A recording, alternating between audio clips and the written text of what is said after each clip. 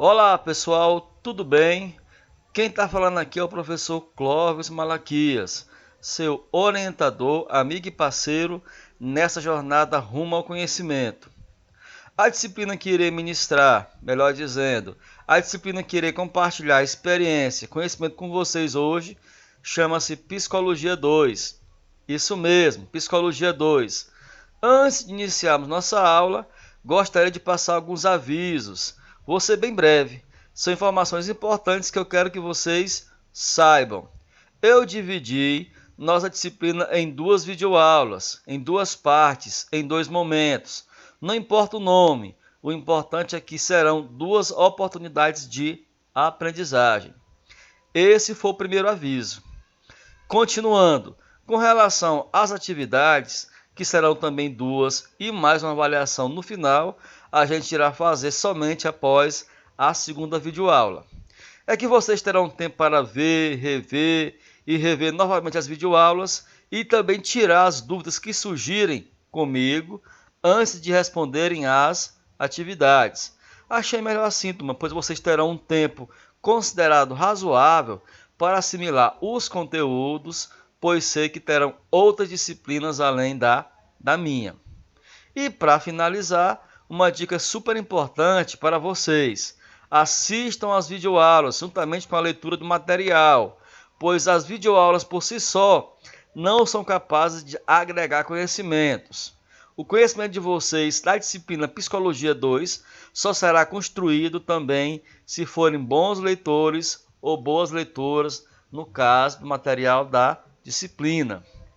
Sem mais delongas, vamos iniciar nossa aula, dar um passeio pela psicologia, uma das ciências mais intrigantes e complexas que existe.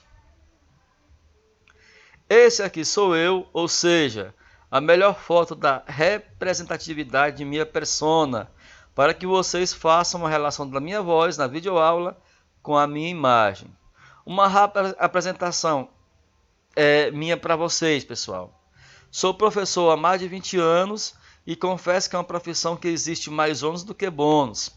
Não digo isso a vocês para desmotivá-los, não, mas para que estejam preparados para aceitar uma das mais belas e honradas missões dada a uma pessoa, que é ensinar. Bem, no início do percurso da disciplina Psicologia 2, precisamos conhecer um pouco do estudo dos processos de desenvolvimento de aprendizagem pela psicologia. O termo psicologia vem da junção de duas palavras gregas, que é psique e logos. Psique, turma, numa tradução livre, significa mente ou alma. No caso, a segunda, que é logos, que também, numa tradução livre, significa estudo. Logo, psicologia é o estudo da mente, o estudo da alma. A psicologia ela vai ter como objeto de estudo o comportamento humano, ou seja, o que motiva e o que orienta esse comportamento. No caso, o comportamento humano, pessoal. Bom, a história da psicologia ela é bem antiga. Isso quer dizer que no passado já existia a preocupação dos homens em estudar a mente e a alma dos indivíduos, entender um pouco as motivações que levam as pessoas a determinadas ações. Para ser mais exato, a história da psicologia começa no século III antes de Cristo. Para vocês terem uma ideia, os gregos já eram hábeis em algumas ciências, tais como arquitetura, agricultura, física, política, entre outras. Com esse avanço tecnológico da época, os gregos começaram também a se preocupar com as coisas do espírito. Daí surgiram a filosofia e também as artes. Pessoal, os povos antigos eles tinham uma preocupação ou afeição, não sei qual é a palavra, com a arte, muito mais do que nós hoje, em pleno século XXI.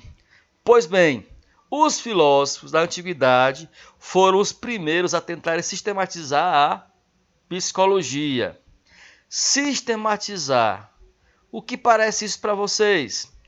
Um dos conceitos para esse verbo sistematizar é organizar. Resumindo, os filósofos antigos foram os primeiros a tentar organizar o que hoje chamamos de psicologia. Entre esses filósofos, nós temos os mais famosos da antiguidade, que são Sócrates, Platão e também Aristóteles. Pois é, esses três grandes filósofos, pensadores e estudiosos fizeram as primeiras reflexões sobre o estudo da mente e da alma. Turma, Sócrates e a psicologia. Sócrates é conhecido como o pai da filosofia ocidental. A filosofia mesmo, não nasceu na Grécia Antiga, mas isso é um assunto para uma outra aula, que no caso, uma aula de filosofia, pessoal. O que eu gostaria que entendesse é que Sócrates, como pai da filosofia ocidental, desenvolveu uma técnica chamada de maiêutica. Bem, o que vem a ser a maiêutica? Em rápidas palavras, maiêutica significa o nascer de alguma ideia, de um pensamento que surgia na mente humana. O ser humano, desde sempre, vive em busca da verdade, e isso é uma característica nossa. Essa busca eterna do homem pela verdade das coisas. Embora para a filosofia a verdade seja algo relativo, essa busca parte do princípio de que todos nós temos a curiosidade como algo inerente, uma coisa que perturba nossa mente e coração, esse anseio de descobrir o mundo. E Sócrates, que era um grande pensador, dizia que o homem era regido por dois princípios. Primeiro, a alma, que é sinônimo de espírito, e o outro era o corpo. Para os gregos antigos, alma também era sinônimo de mente, nosso cérebro, nossas ideias, aquilo que permeia a nossa cabeça. Pessoal, Sócrates contribuiu muito com a psicologia no início, mas a sua maior contribuição foi, sem sombra de dúvidas, a investigação e também os questionamentos. Bom, Platão. A gente já falou sobre Sócrates e agora vamos falar sobre Platão. Platão era considerado, ou é considerado, o maior discípulo de Sócrates. Ele dizia que a verdadeira aprendizagem começa com um estado de perplexidade e que cada um é responsável pela aquisição do seu próprio conhecimento. O que será que Platão quis dizer quando se referiu a esse estado de perplexidade? O grande filósofo estava se referindo à nossa busca pela verdade das coisas, a busca pelas respostas dos acontecimentos do cotidiano, do dia a dia. Lembrem-se que a ciência ainda não existia naquela época, turma. Essa busca pelas respostas nos faz sair de nossa zona de conforto e ir atrás, correr atrás das respostas. Foi por isso também que ele disse que cada um de nós é responsável pela aquisição do nosso próprio conhecimento.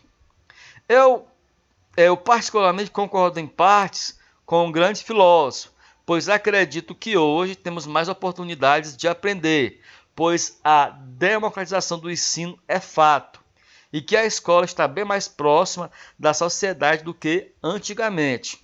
Então não há motivo para não querer estudar, não querer aprender, mas o que eu discordo, com todo respeito, de Platão, é que precisamos sim de alguém para nos ensinar, porque a aprendizagem é uma troca de conhecimentos e também de experiências. Platão acreditava que o homem vive aprisionado no seu corpo e que só consegue enxergar as sombras e não a realidade em si.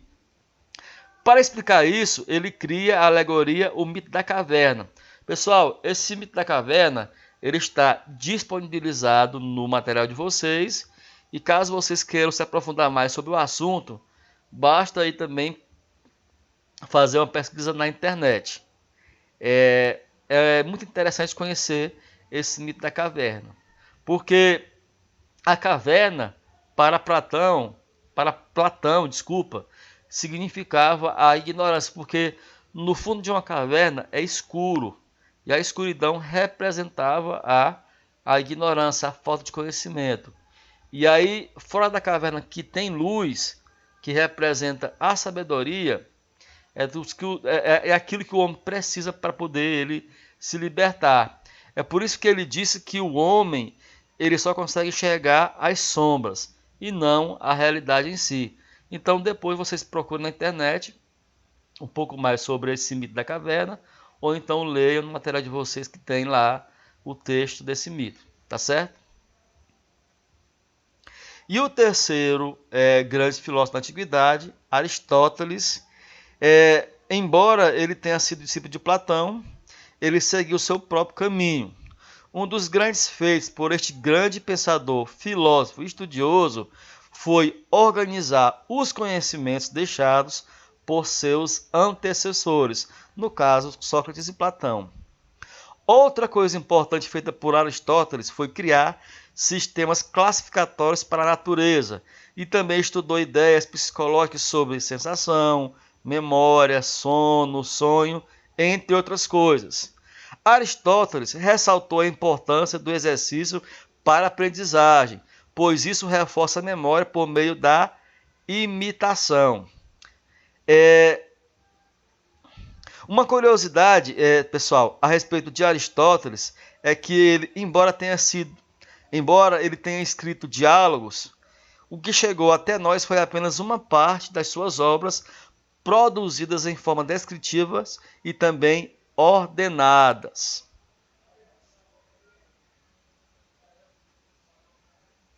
Saindo da Grécia Antiga, vamos agora dar uma volta na história da antiga Roma.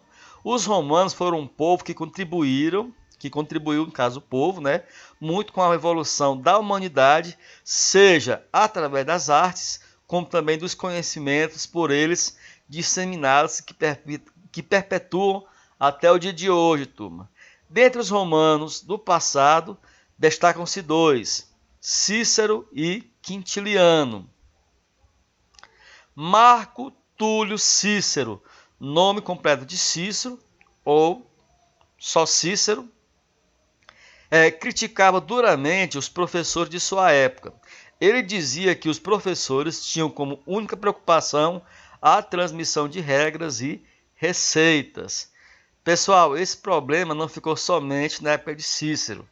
Ainda hoje temos educadores que acreditam nisso, que os discentes, que os alunos só aprendem dessa forma.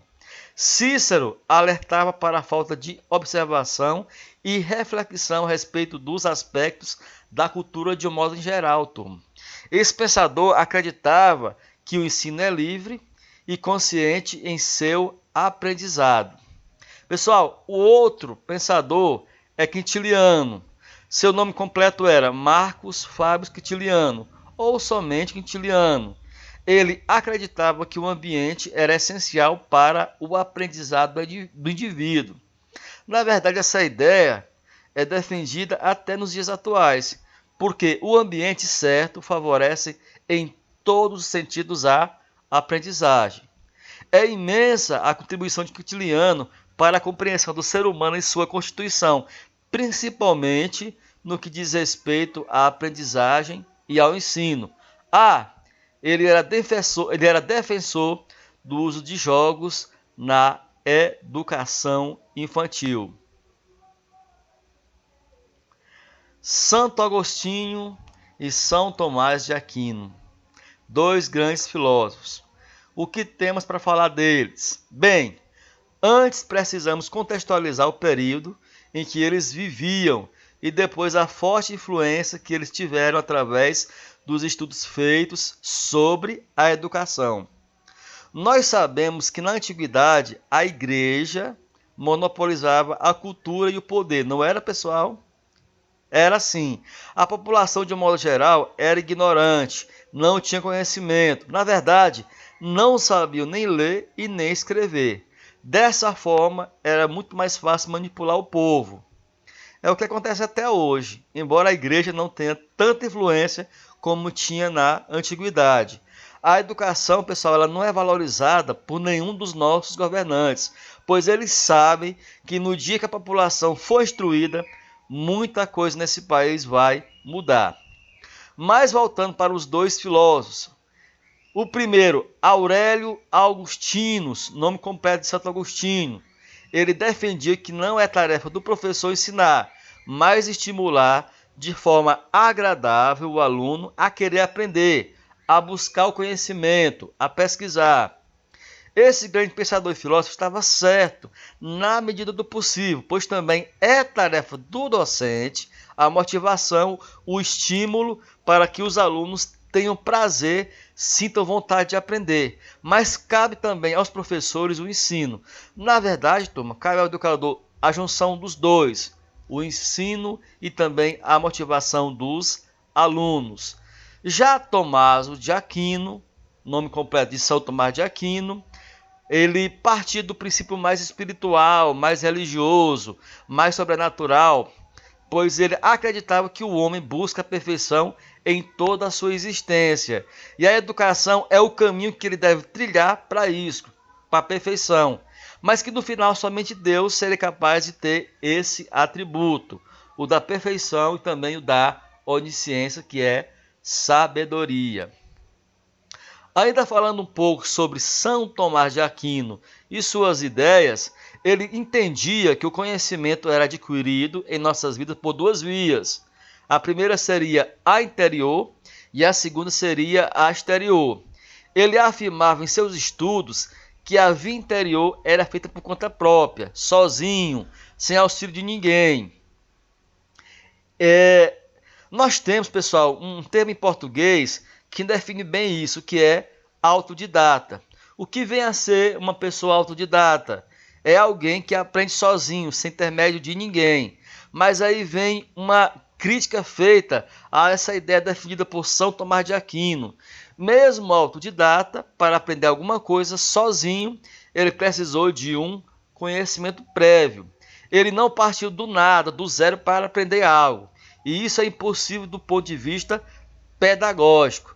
Mas aí vem a segunda via, que é a exterior. E ele completa que a aprendizagem também é feita pela via exterior. Ou seja, através do intermédio de alguém, de um professor, educador, seja lá quem for. No geral, como era dito na época, que reverbera até o dia de hoje, é que toda aprendizagem precede um conhecimento anterior, e a aprendizagem também parte do princípio do respeito à capacidade de cada um, ou seja, que todos nós temos a nossa forma, nosso meio de aprender algo, que não é melhor ou pior do que ninguém, e que a aprendizagem ela parte dessas duas vias, a da interior, que é a do indivíduo, e também a do exterior, que é de alguém para ensinar, para educar. Bom, turma, Renascimento. No período do Renascimento, as mudanças ocorridas em todos os setores da produção humana trouxeram muitas contribuições à psicologia e também à educação.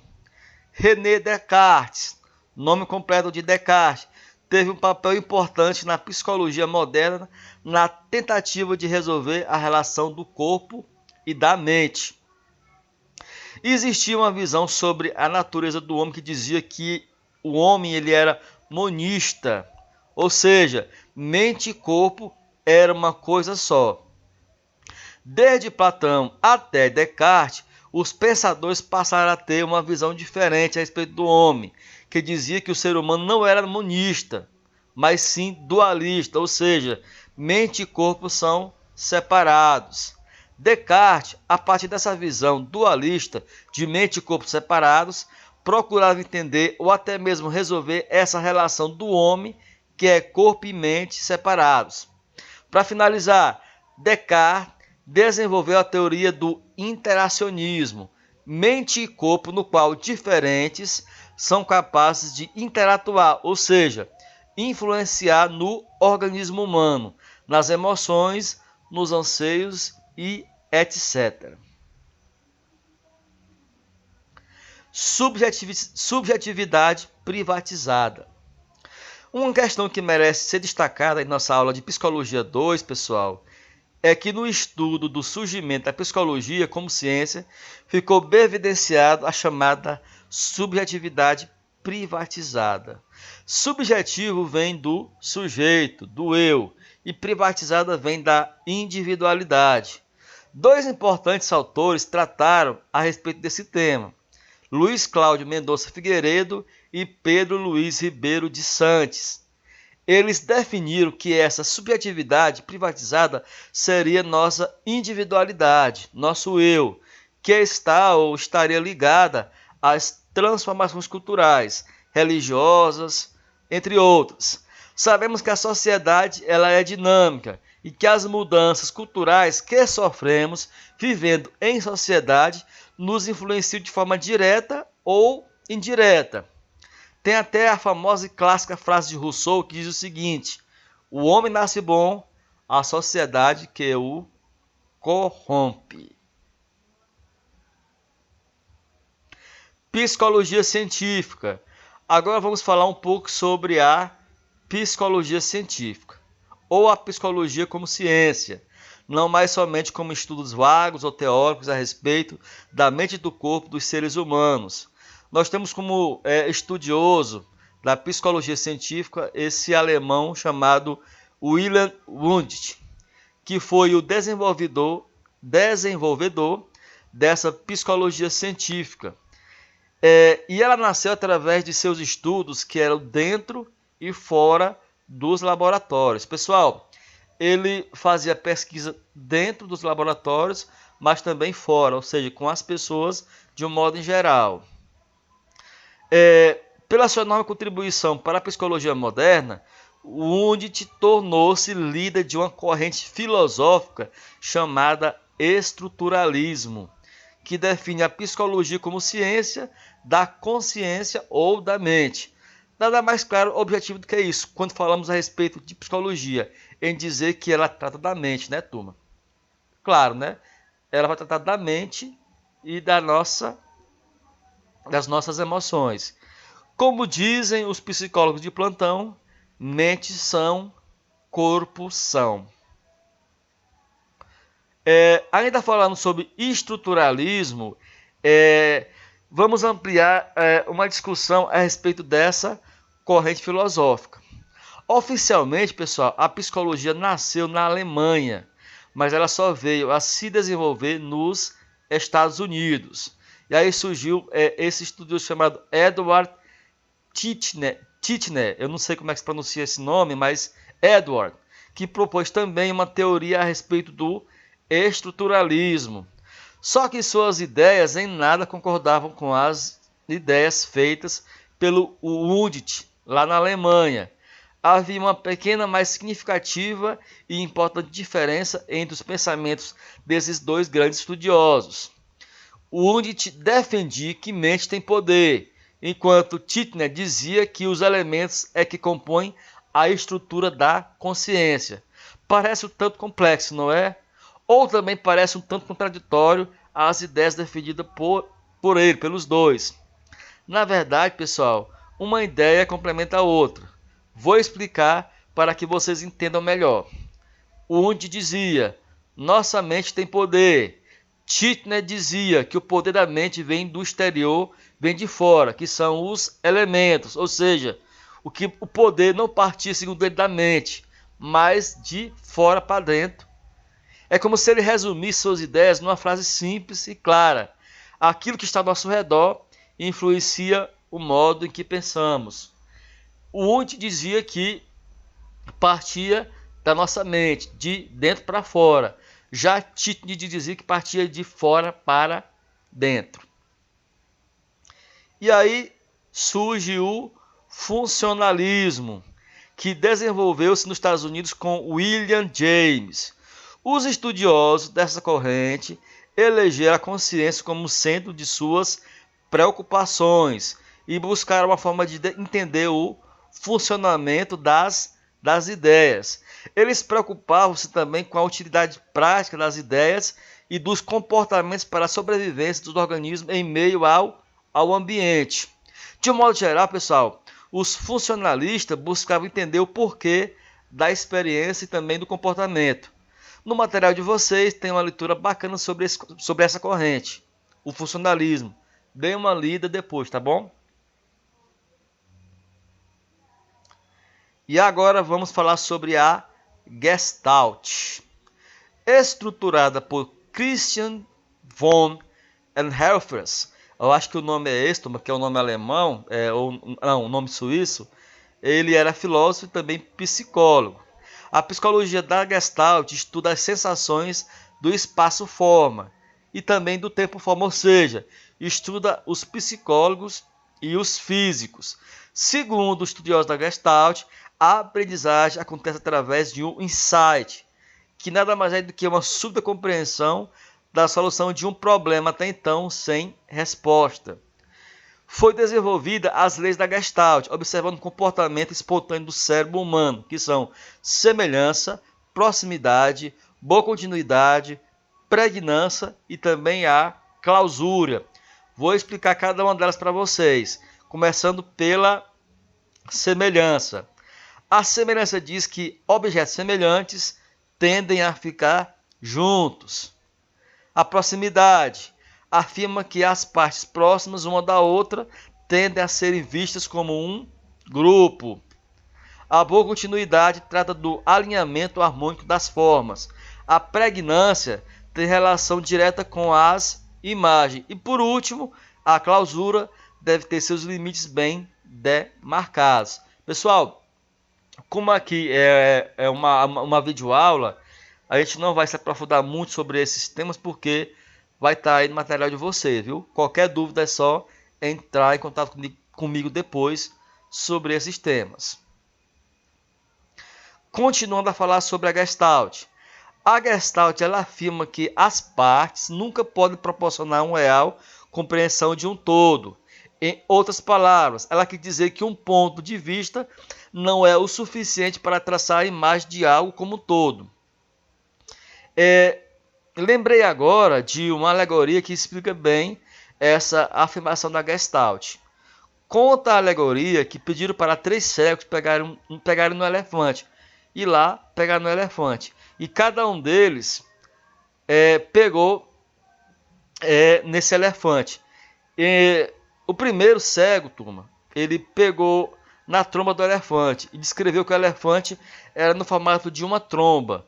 O segundo cego pegou na barriga e disse que não concordava com a descrição feita pelo primeiro cego, que o elefante não era somente uma tromba, mas também a barriga. O último cego tinha ficado com a parte de trás do elefante, com o rabo. Ele discordou do primeiro e do segundo cego, porque dizia que o elefante era tromba, barriga e a parte de trás. Entenderam, turma, a alegoria? O que Gestalt estava afirmando através da alegoria contada dos 3 cegos? Uma pequena parte, não pode de maneira alguma proporcionar a real compreensão do todo. Para resumir aqui a alegoria dos cegos, né? Cada cego pegou em uma parte do elefante, primeiro na tromba, o segundo na barriga, o terceiro no rabo. O primeiro que pegou na tromba disse que o elefante era a tromba. O segundo que pegou na barriga disse que o elefante era a barriga. E o terceiro que pegou no rabo disse que o elefante era o rabo. Na verdade, os 3 estavam corretos. Mas só o terceiro que entendeu o que disse o primeiro e o segundo foi que fez uma reflexão de um todo, que foi descrevendo o elefante como um todo, turma. Na verdade, a gente é limitado com relação ao conhecimento. A gente conhece uma pequena parte só do conhecimento que é dado por nós. Inclusive, tem até uma frase dita pelo grande Isaac Newton que diz o seguinte, que o que sabemos é uma pequena gota de um imenso oceano que desconhecemos. Mas, só para ficar bem claro com relação a respeito dessa parte, desse todo, o que a Gestalt quer dizer é que o que conhecemos é apenas uma partícula de um todo. E que um todo é muita coisa para o homem conhecer. Aquilo que conhecemos é apenas uma gota de um imenso oceano que desconhecemos, como afirmou o nosso grande Isaac Newton. E para encerrarmos a aula de hoje, vamos falar um pouco sobre a Gestalt Pedagogia. Lembrando a vocês que tudo isso que eu disse até agora tem no material enviado para vocês. A Gestalt Pedagogia foi proposta pelo russo radicado alemão Hilário Petzold. Essa nova pedagogia aborda aqui a experiência passada, conhecimento prévio, apesar de não resolver os problemas novos, questões novas, facilita a nossa compreensão de uma solução. Ou seja, um conhecimento prévio, ele não vai resolver uma situação nova, mas vai nos dar fundamento, vai nos dar conhecimento para resolver uma situação que surgir. Foi o que falamos mais cedo a respeito da aprendizagem, Tom. Ninguém aprende sozinho, sem antes termos um conhecimento prévio sobre algo ou alguma coisa. É o que a Gestalt Pedagogia está dizendo. No final, ela enfatiza que desde que se crie condições necessárias para que o indivíduo ele aprenda. No caso, a aprendizagem ela vai depender também do ambiente, vai depender também do conhecimento prévio e também de cada um de nós, pessoal. Turma, ficamos por aqui. Vou deixar com vocês meus contatos, caso vocês queiram tirar alguma dúvida comigo sobre a aula de hoje.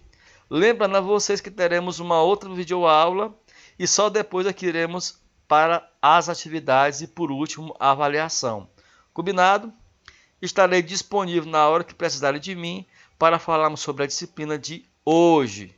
Fique com Deus e até o nosso próximo encontro virtual. E lembre-se, leia o material. E aqui estão os meus contatos, certo?